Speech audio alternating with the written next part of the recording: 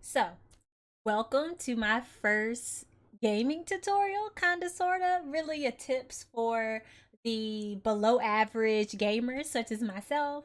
I am Chicachu, or my friends call me Chica, Chew, or just Chew. Very few people call me Chew, but anyways.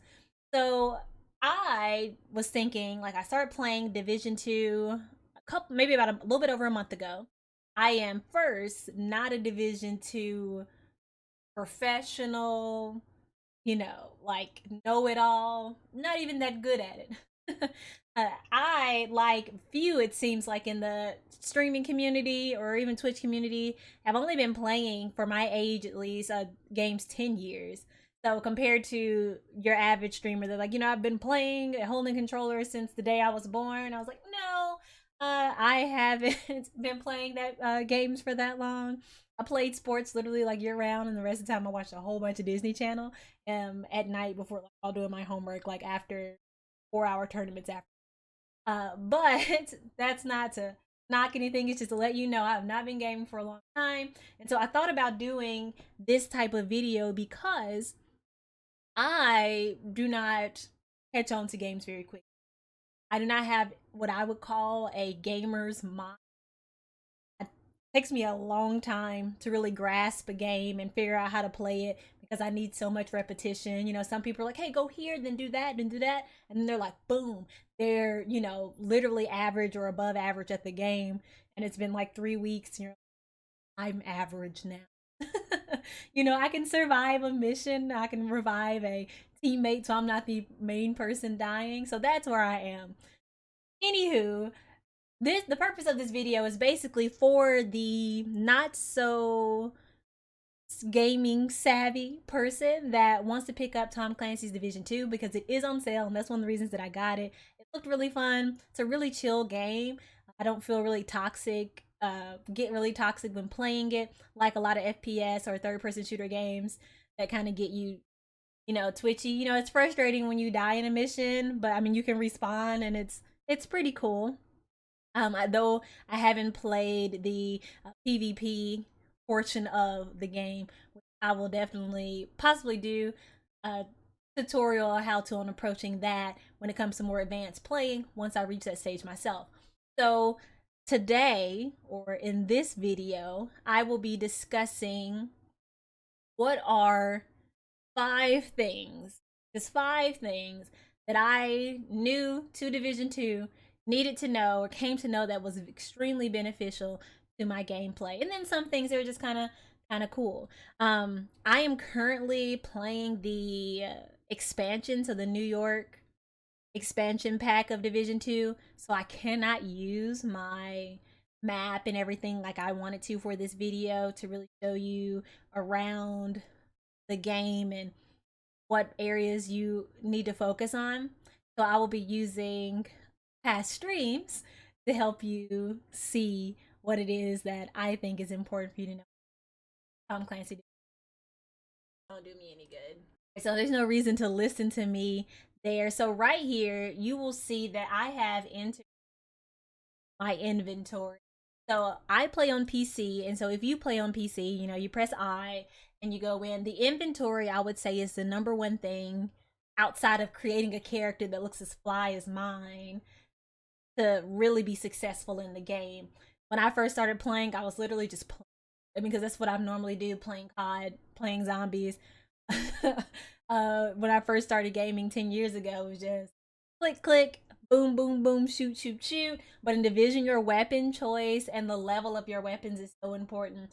So here I'm opening some field proficiency caches that I received after completing the mission. So these are basically loot boxes. Y'all literally did not understand or even know these existed until I was like 11. I'm gonna say this again. Didn't even know. I had tons of them that I had. Kind of like me in Infinite Warfare Zombies. They're like, wow, you have over 3,000 keys. I'm like, what am I supposed to do with those? That's literally me when it comes to games. I just play them, and then it gets really difficult. And I'm like, wow, I gotta work harder. They're like, it's so much easier if you just change your fate cards. Well, this game, you have to change your weapon levels and upgrade and mod your weapons. Otherwise, you will die and die and die and die. You just can't run in circles like in zombies, throwing grenades behind you and just making crawlers out of all of the ads here. So, your inventory is super important. Now, your inventory does have limited space, and that is something that you'll see in the early stages before you're able to create larger space in your inventory. So you'll see up here in this right hand corner, it says my inventory, my backpack contains 40 slots. So that's how many weapons and gear that I can carry. So when you are out fighting in a mission, you pick up things, and so your inventory can get weighted down Chicachu in the or building filled all up. day, So you man. have to make space for it. So it's making that larger for you here. So you'll see that here there are lots of different balls that there are lots of different weapons that I picked up at this stage of the game. I can't remember what level I am at this, but all right, so I have 39 out of 40, and then these are all my weapons that I have within my bag or in my stash, my backpack stash. And what I really like about, apparently this is new to Division 2, what I really like is the comparison aspect and how they create this interface here to help you quickly compare which gun is better and which gun, then based off of in what areas is it better. So these compare, they were both assault rifles. Oop, too far. All right, so they were both assault rifles, and so it was pretty simple, easy for me to compare them. So this is different, right? So I am comparing an assault rifle to a light machine gun, but still, how I look at it is I'm still looking for the gun that's going to do the most damage, provide for me the best accuracy, and also stability. Recoil is a beast. I don't know how it is on controller, but with mouse, you have to get the hang of the gun recoil. So stability and accuracy are extremely important to me. And of course, here it compares the damage, your RPM, and then your mag. There are mods for extended mags as well. And so I'm going through my gun slots here. So my first slot, second, you get third, and then you have 3 weapons. Additionally, if you want to make space in your backpack, you can deconstruct the weapon and it deconstruction into materials, and these materials can be used in other areas of the game. For example, if you need to give to one of your control points, and that's kind of a secondary note there. As you get to learn the game, you'll understand what I mean by control points. But deconstructing your weapon is beneficial. In addition to that, there's the F, move to stash. That is another place. So down here in the bottom right hand corner is move to stash. In the different settlements, you will find, as well as in safe houses, a location for your stash your weapons. Take them out of your backpack, stash them. You're like, I don't want to deconstruct it. I don't want to sell it, or I do want to sell it, but I kind of just want to make room right now to go and complete a mission, gather more weapons, and see what I get. Then there's plenty of room in the stash. So you can stash the weapons and create more space in your backpack. Also here, of course, you equip them. You can mark it as junk and then deconstruct it all together. You can also do that out on during the game, so out in the mission field. You can mark anything that you gather as junk, then come back and I really want to make sure that I bring attention to just how cool this quick glance is on comparing the weapon. Marksman rifle, assault rifle. First, always just make sure that you understand that you're looking at 2 different guns which serve 2 different purposes. So this assault rifle is providing more damage. I mean, excuse me, the RPM is higher, but of course the marksman rifle is going to provide more damage. It's the type of weapon that and so with that, here of course you'll see, well, this has less accuracy. Like, well, of course, because this is a rifle, a marksman rifle. It should have more accuracy. So that's the thought process there. So making sure that you are comparing the same type of weapon. Again, this is a new mistake. Yeah. A noob mistake that I make because I don't pay attention to what I'm doing. I'm just clickety click click click. So when you're clickety clicking, make sure that you are clickety clicking and comparing the same type of weapon. Knee pads, all of the things, the same interface, the same thing here. You can compare. There's the levels. So each level you will get the same type of level gear. So if you are level 6 and you were trying to get to level 7, you're going to find level 7 gear. And so here you'll see I just left the stash. This is where I was in the stash. And so by being here at the stash, I can move things into the stash. But if I'm looking at my inventory, say I just stopped right now and opened up my inventory, then there wouldn't be an option to move to the stash. Hope that makes sense. So I was working with the stash right there. Box. Got to see. So I equipped some, I upgraded my knee pads. And then there. All right. So that right there is just step 1. Understand your inventory.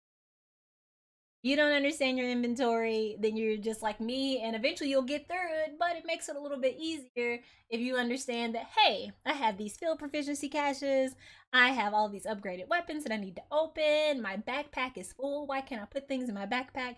What do I do with those things in my backpack? So just a recap, boom, 1, of course create a bomb character, but also understand your inventory. Take a look in it. Boom, number 2, or 1B, right? Because 1, understand. 1B, right? The weapons comparison. Make sure that you're comparing the same type of weapon. Otherwise, your comparisons will be what some would call. This makes me think, moo, I'm a cow. I don't know. All right, so make sure you're comparing the same type of. Second, you can deconstruct to make room in your backpack, create some materials that are beneficial for lots of things later, or you can move them to your stash.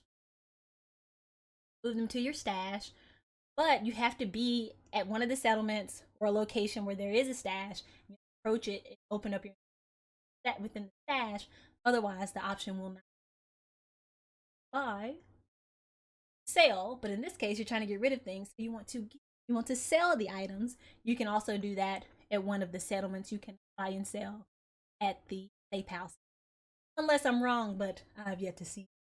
All right, so step 1, boom. So with step 1, I mentioned something called settlements. Like, what are settlements? Settlements are like home plate, right? Home plate, home base, it's the dugout, really. Like, I would say it's the dugout. It's where you go, where the division, in a sense, headquarters are, all the important peeps that you have to meet with throughout the game. We'll talk about that in a little bit. But these settlements are where you can upgrade your skills, buy and sell with the vendor, clan information. You can see the top clans depending on the settlement that you are at. You can see how you are upgrading the settlement. So again, as a division soldier, right, you are helping the cause. So you are upgrading these checkpoints to improve the standard of living of the people after this outrageous.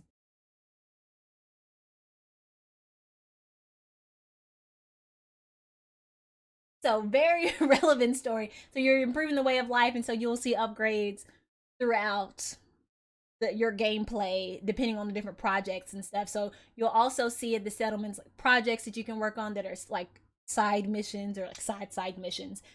But we'll talk about all that in just a second. So let's take a look. Chicachu in the building. So we're gonna go into day, man.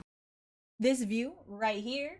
So my game is loading up again. Remember, we're looking at past streams because I can't see me. All right, all right. So this right here is one of the settlements, and so there's an upgrade happening in this part of the game.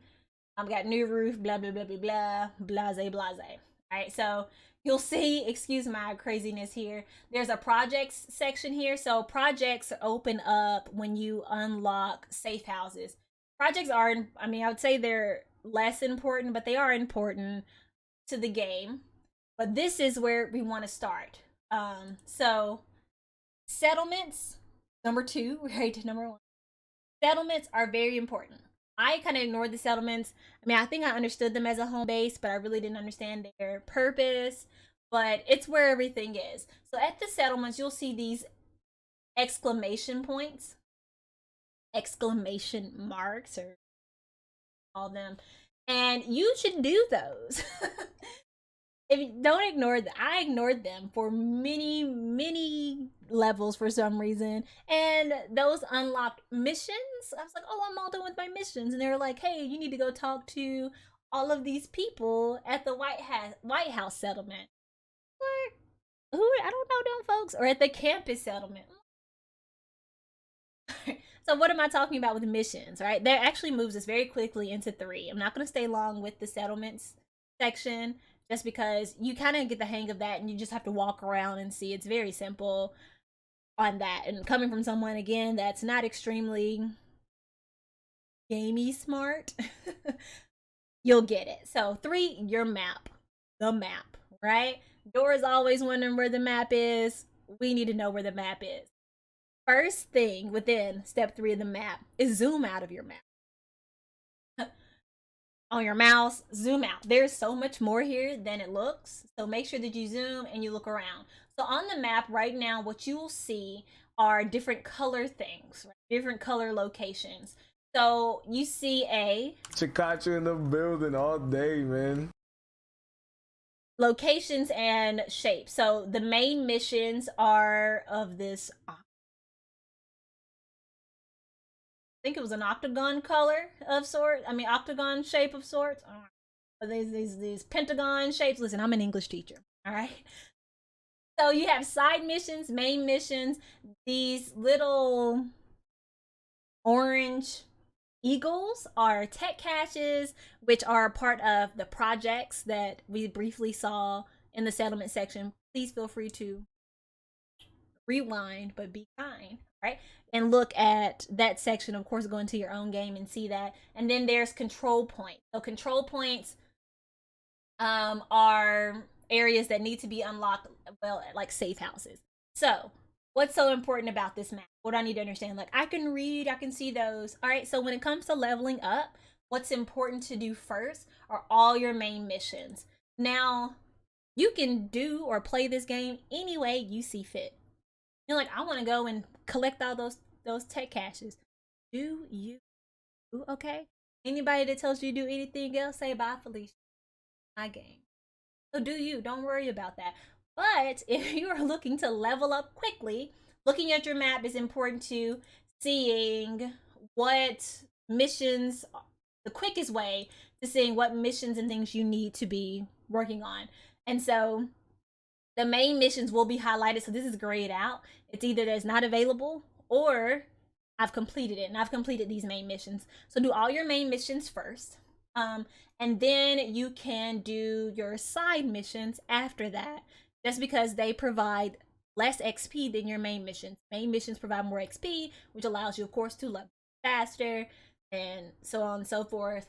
Side missions, control points, tech caches go towards projects, which also provide XP, but again, less XP than completing a main mission. So if you're looking to level up quickly, if you don't want to just zoom up and buy the expansion, you want to work through it, looking at your map and figuring out what you. So let's come back here. I'm going to rewind just a bit. You'll see this orange line.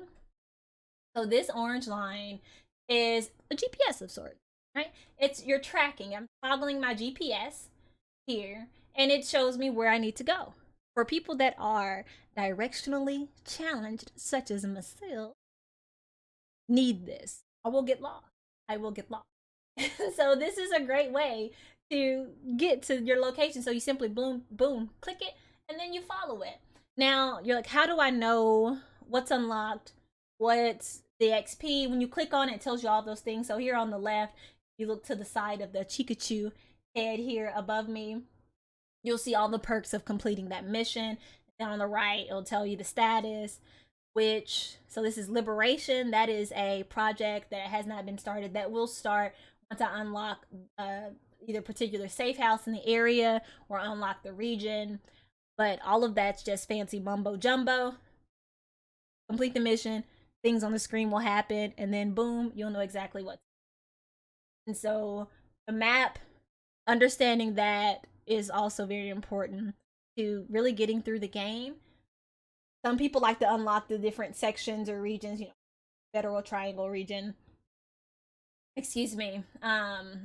Or you can come over to the White House region. There are other names, but I don't have them memorized again because I am not a professional Division 2 player. All right, so this portion here, Chicachu in the building all day, man. Was 2 and 3. So 1.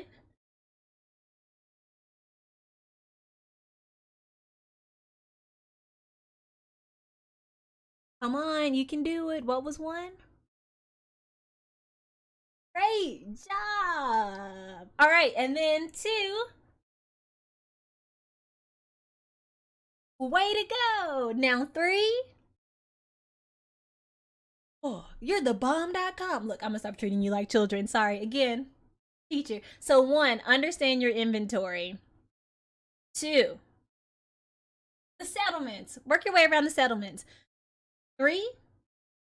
All right, and then 3, understand your maps. All right, understanding the settlements and your maps will help you understand where you can fast travel to as well. And so fast traveling goes in with 2 and 3. You'll look at your game controls, your bindings, or your controller, whatever it is that you're playing with. You'll see when you click on missions that you have completed, safe houses that you've unlocked, settlements that you have unlocked, you will be able to click on it and then fast travel to that location. So you don't have to run the whole duration of the city, from one portion of the map to the other to get somewhere. You can fast travel there, or you want to get to a locked safe house or do a small mission and it's near something that you've unlocked, then boom, you can fast travel to that unlocked location and then you can walk and run on the way there. So that's 1, 2, and 3 for you. Got 4 coming right up. 4, play with friends. It's a really simple part of the 5 things you need to understand to just basically get through Division 2. Playing with friends literally helps you level up like 10 times faster. I'm not lying. I will play Division 2 by myself for 3 hours and literally get 2 levels and complete, I feel like, a ton of missions. Of course, die a lot too. But then play with a friend, and within an hour and a half, I've gone up 2 or 3 levels. And so it's amazing how that works. So right here, Chicachu in the building all day, man. I am playing with my girl Bear Cat Princess. Right? And so we are doing a mission together. Sorry, I have the sound going on there. I wouldn't say that I play it. I played it. So that's just me talking to my homegirl there. But playing with her playing with me levels us up both faster. As well, it's good to have someone to revive you. It's really good to have someone revive you when you die, or if you die, or to revive someone else. You do receive points for that. And then when you get big fellers, like this guy right here that I am clearly running from, so he chases one of us at a time, so we don't have to worry about doing that all by ourselves. He chased her, now he's chasing me, I'm dying, etc., etc. So play with friends and things go a lot easier, and it's also a lot more fun with friends. So that one right there is pretty easy. Am I right? In the building all day, man.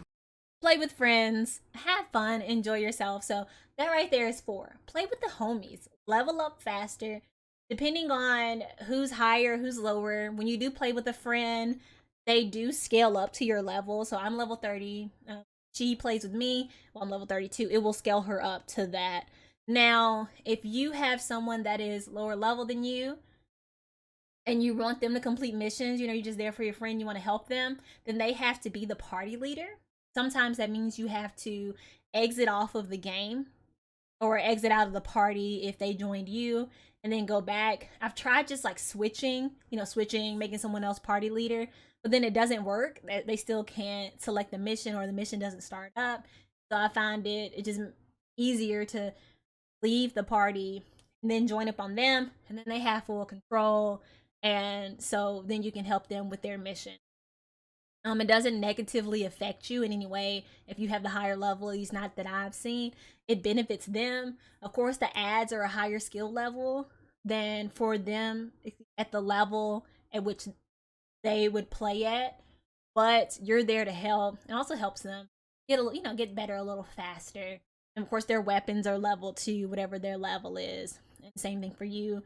And when you're going and finding loot, the loot is specific to your character's level, but both of you will gain XP, and so it's a lot of fun. 5.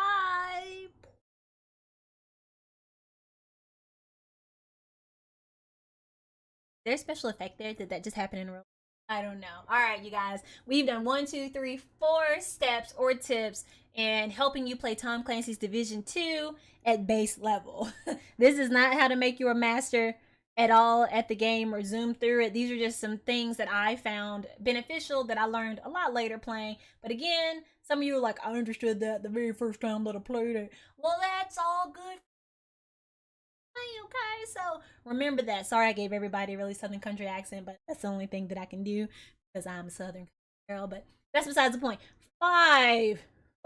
Come prepared for action. With all the things that I've said before, bunch them all together.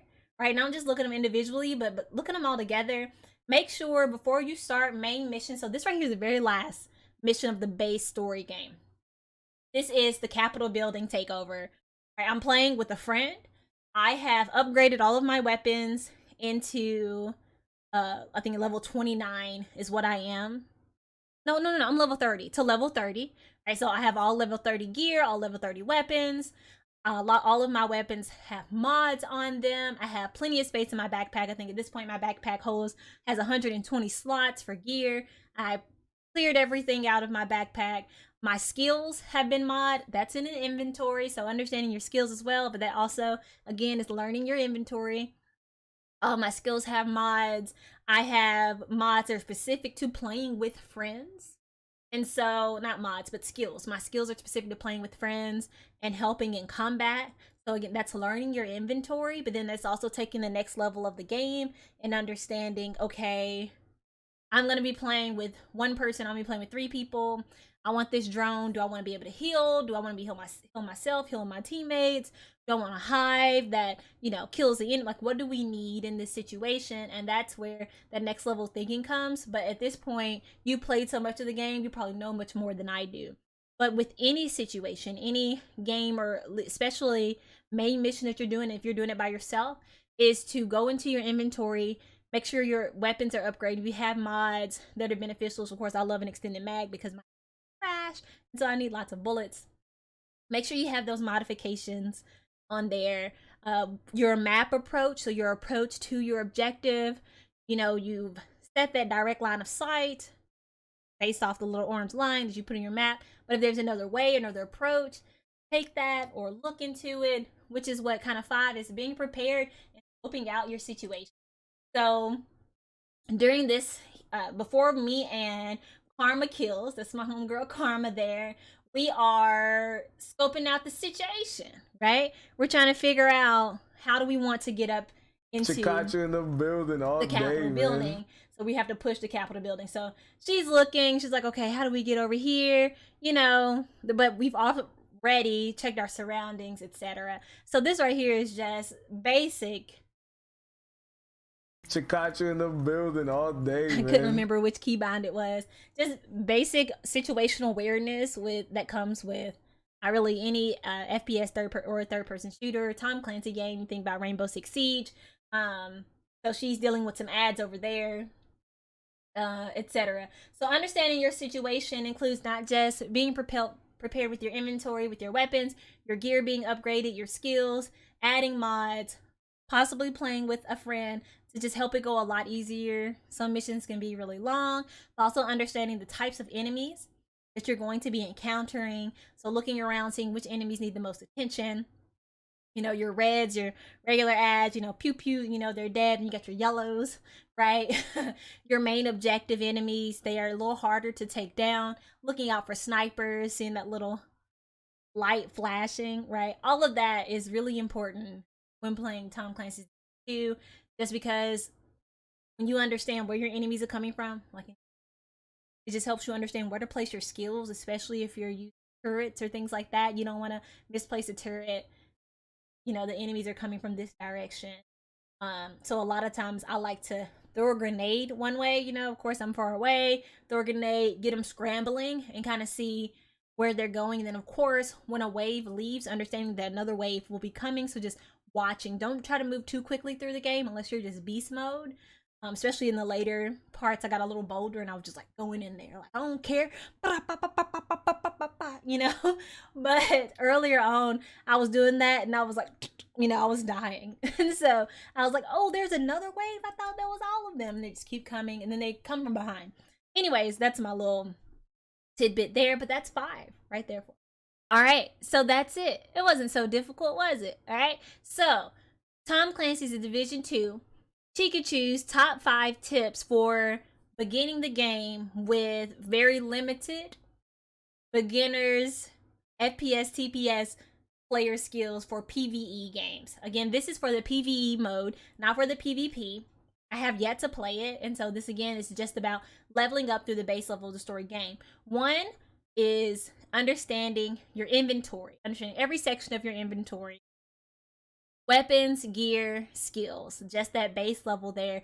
Clicking, understanding the different specializations of each one, comparing your weapons. That's 1, inventory. 2, the settlements, your home base, the dugout, right? Where you hang out, where you can buy and sell your weapons, locate your stash to put away weapons, deconstruct, get more missions, projects, upgrade the settlements. 3, your map. Gotta love your map. It tells you where you are, where to go. It enables your ability to fast travel to unlock locations or safe locations such as the settlements, such as the safe house. Or play with your friends, right? Friends. How many of us have them? Friends, right? The ones we can depend on. Play with some people. Join a clan. Create a clan. Add your friends. Get your friends in there. Division 2, as of right now, as I understand, April, it's on sale, so go and buy it. 5, always be prepared before you enter into a main mission, a control point, side mission, small mission, side mission, I'm correct, side mission, or anything, especially by yourself. Have your inventory upgraded, have space in your inventory for picking up new gear. Upgrade your gear, your knee pads, your mask, your backpack, your skills. Be prepared to play with friends. Have skills that are beneficial for both you and your team to really help you complete the missions quickly and efficiently.